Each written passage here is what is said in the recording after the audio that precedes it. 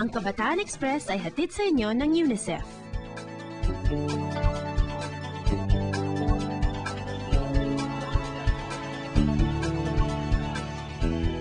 Nalalapit na ang eleksyon pero hindi na nga mga politiko at kumakandidato ang abalang-abala.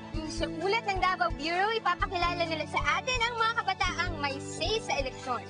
Pero mas makulay ang kanilang pagpapahayag. Dinadaan nila sa art ang nais nilang sabihin. Heto ang kanilang ulat.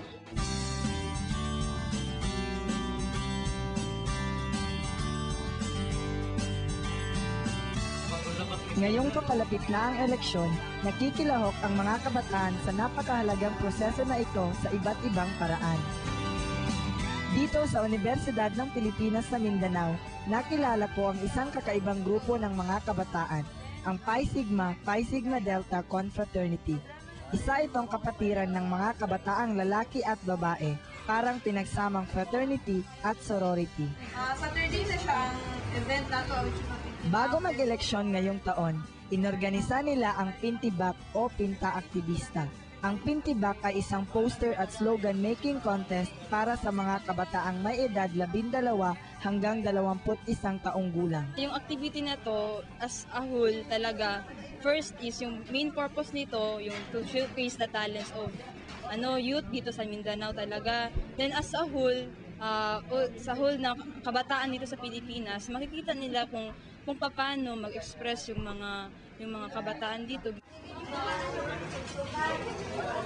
Ipinakita ng mga kalahok ang kanilang mga saloobin tungkol sa nalalapit na eleksyon at ang mga mensahe nila sa kanilang kapwa kabataan ngayong halalan. Yung painting ko, it's title niya, Help Support Our Last Hope of Today's Youth.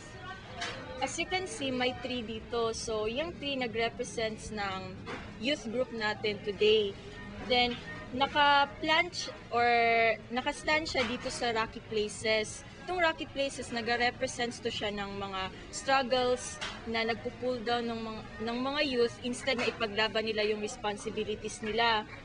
Para kumbaga corruptions or economic crisis. Then, syempre, kapag tutubo yung tree sa isang rocky place, imposible talaga na mas mag-grow pa siya. But there are only 3 leaves na nag-grow. That represents those youth na pinaglaban nila yung rights nila.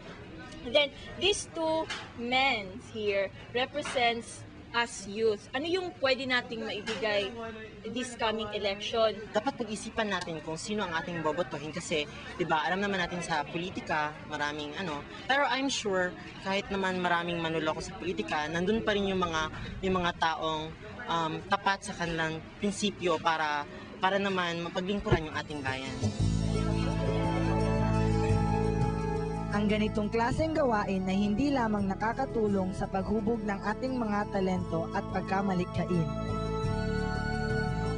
Ito rin naghihikayat upang tayo'y makialam para magkaroon ng mga positibong pagbabago sa ating lipunan, lalo na ngayong darating na eleksyon.